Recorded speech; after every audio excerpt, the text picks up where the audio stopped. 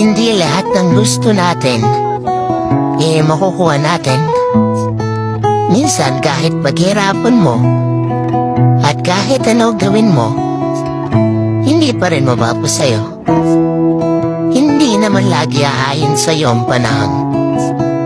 Pero hindi ka dapat malungkot, kasi malay mo yung talagang para sa'yo masigit pa sa mga bagay na gusto mo, at masigit pa sa mga bagay na pinaplano mo.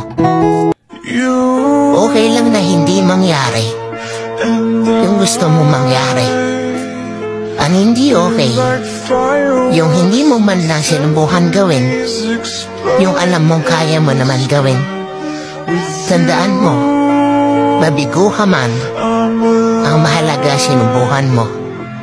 Kaya wala kang pagsisisihan pagdating sa dulo, dahil ginawa mo lahat ng magagawa mo para sa mga bagay na gusto mo.